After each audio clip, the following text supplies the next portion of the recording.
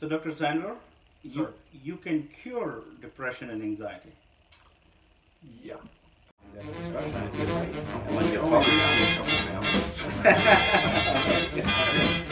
I just gave a little talk about what I'm also a counselor. Welcome to Psychobabble.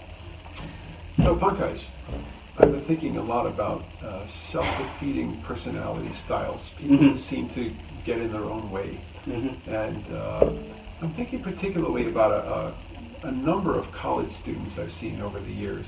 And the story is always the same, that they, with variations, but the story goes like this. I'm having trouble in school, and I always have trouble in school. I start the semester fine, and my grades are pretty good, but then about a month in or so, I don't know what it is, I just lose interest, and I miss a class, and then I don't want to go to class because I'm embarrassed because I missed a class, and I'm falling behind, and then my teachers are kind of boring, and then next thing you know, I'm on probation or I'm failing.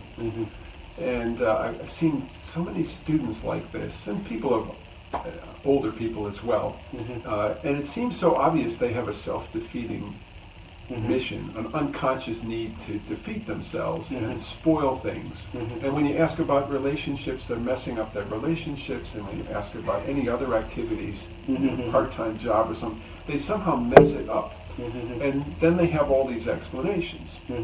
Well, I have trouble getting up for class in the morning. But if their buddies call and say, hey, let's go to Florida for spring break, they can jump out of bed at 4 in the morning to get the plane, right? But they can't get out of bed in the morning. Have you seen a lot of people with this kind of disorder? Yes, Interestingly, it's not in our book of diagnoses. It's not in the DSM. You wonder why. 5, right. Yeah. It turns out that it was considered back in the third version, I think, the version 3R, the revised, that in their committee meetings to talk about how we're going to diagnose people, it was brought up.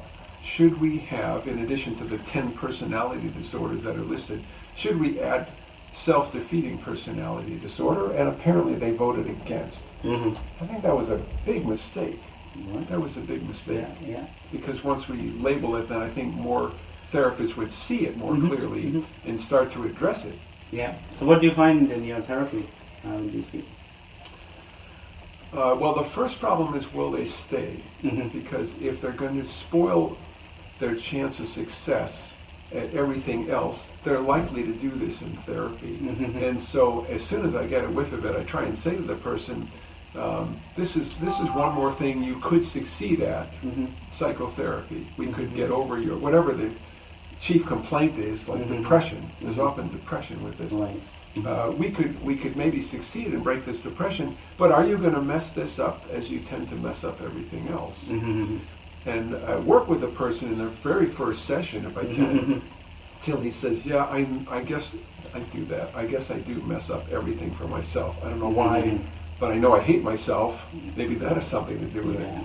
But the first problem is they can destroy therapy, or they'll miss a session, or they don't bring the co-payment, or they come on the wrong day, and they say, oh, I just got mixed up.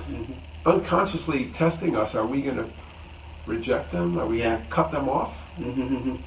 Because unconsciously they're looking to mess up the truth. So what is the self-defeating personality? What's the psychodynamic theory behind it? Why are they doing that?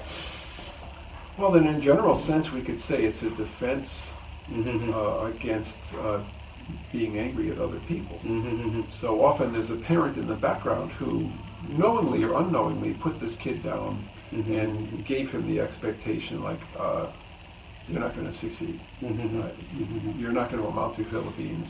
And our educational system sadly can contribute to it. If teachers are cruel in putting a kid down, it builds that terrible self-image that I don't deserve to succeed.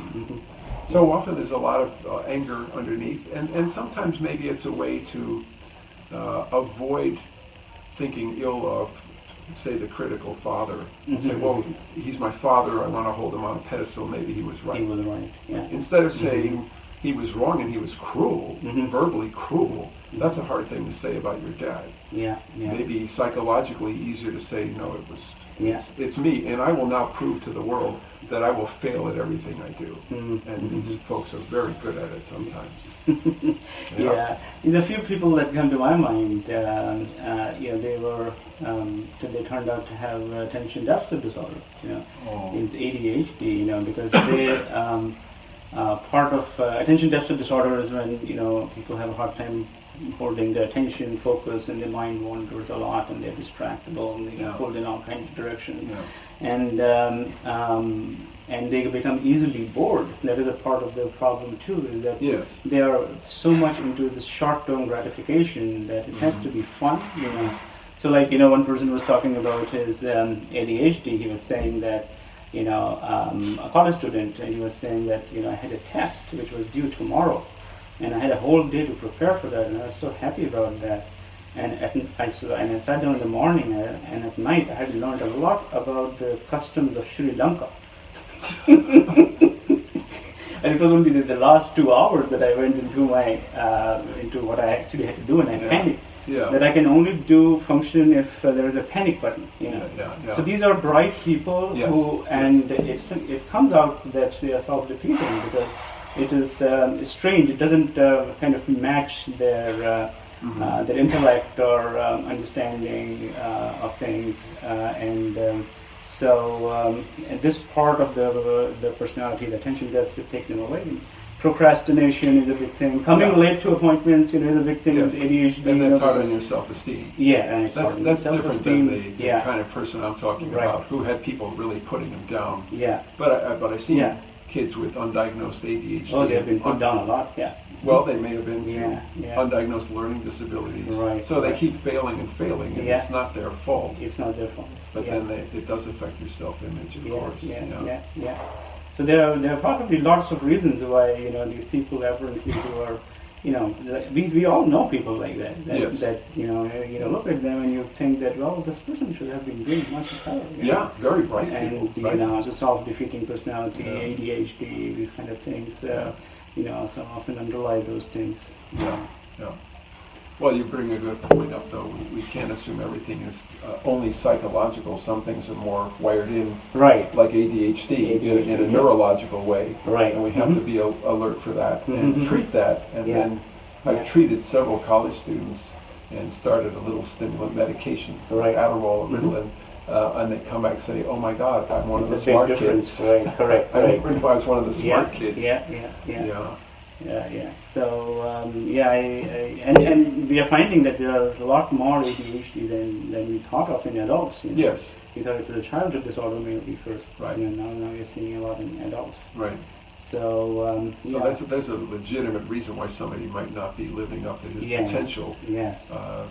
As opposed to this self-defeating part, which is puzzling, and you say, well, this guy has a lot of potential, and we know he did well at times in school, so why does he do well in September and not October? Yeah. That's not ADHD. Yeah, well, they're easily bored, right? Yeah, that's the life pattern. But how did your person progress in therapy? I've had some people do very well, and I've lost a couple people who because that's self-defeating. Disappeared, and I hope someday they'll come back. But that's the self-defeating part. Yeah. Interesting. Yeah. So that's a good brief discussion of self-defeating. Yeah. Maybe next time. We hope everybody out there is living up to their potential.